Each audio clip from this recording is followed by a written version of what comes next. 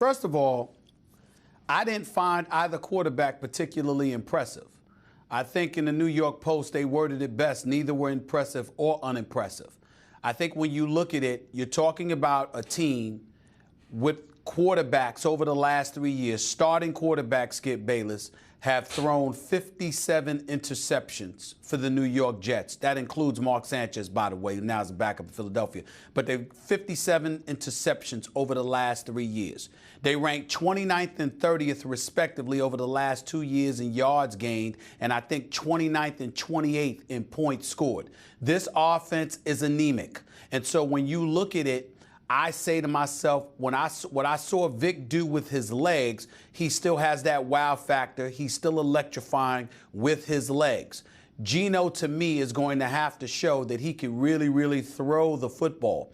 But I didn't see that big of a distance, a discrepancy between Vick and Geno in terms of throwing the football. And I think that's what's going to determine who's going to be the starting quarterback to open the season. I think it's clear when you see the way Vick was able to move the football that he's still better, and he's somebody who probably should be in the starting lineup as your quarterback, Skip. But at the same time, was there that big of a discrepancy to the point where you could risk jeopardizing your future quarterback in Geno Smith if indeed you look at him that way? I don't know the answer to that question as of yet. But clearly, they need to be able to move the chains to take some of the pressure off the defense. And from the looks of it, Vick was a better option than Geno, but only because it's clear that Vick can run the football better, not because either of them were overly impressive throwing the football. So you saw and learned mostly nothing last night? Not mostly nothing, because nothing more than I expected. Geno can make some good throws, and then he can make a terrible throw or two, which could cost him. Michael Vick won't necessarily beat you with your arms as much as he's going to beat you with his legs. That's what I saw. I saw a lot more than you saw. And I think the Jets players and the Jets coaches saw a whole lot more than you saw. And I'm just using the eye test. And I did watch this game also. When Michael Vick set foot on that football field, that offense sprang to a different life than it had been under Geno. I saw a different RPM. I saw a different confidence level in an offense that under Geno looked hesitant at best. Under Geno, and as I watched him try to operate last night, Stephen A., he seemed more bent on trying to avoid making mistakes than making plays. He played like a young quarterback trying not to lose the job instead of to keep it and make a stronger case for himself. He was playing not to lose his job. Michael Vick stepped on the football field and immediately was vintage Vick, trying to make things happen.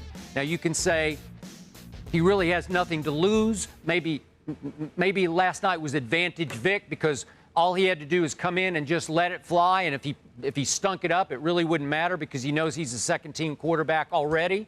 But what I saw, and I think his teammates saw and coaches saw again last night, was proof positive that the best win-now answer for the New York Jets is still Michael Vick.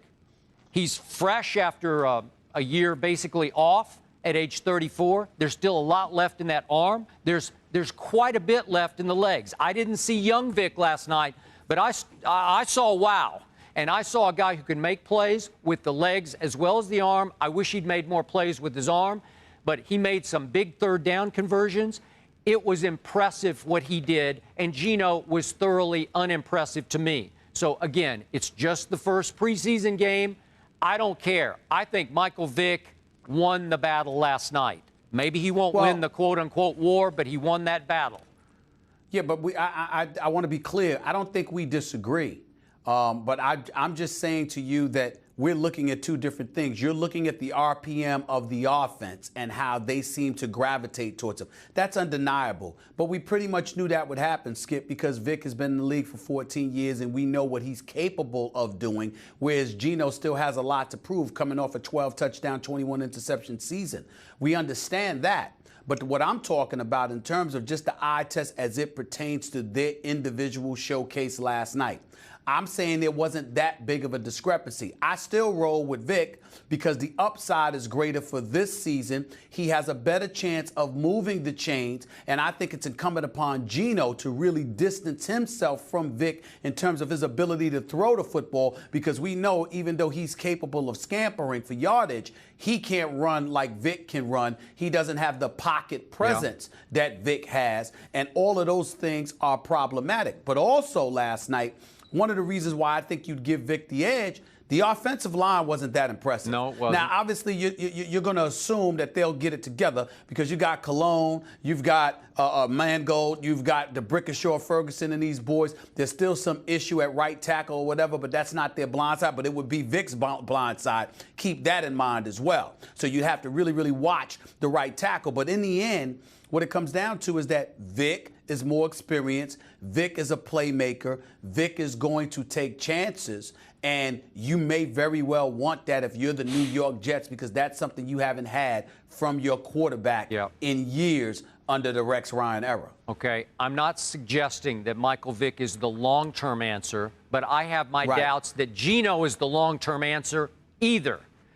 All I know is Michael Vick, a couple days ago, made a statement that this year you will see a Geno who is 10 times better. Did you see 10 times better last night? I didn't see 2 times better. I didn't see 1 time But better. I'm not going to judge him harshly. It's the first game of the preseason. You didn't play that much. I'm not going to judge him that harshly. I'd wait until week 3 or 4 of the preseason in order to do that to Geno personally.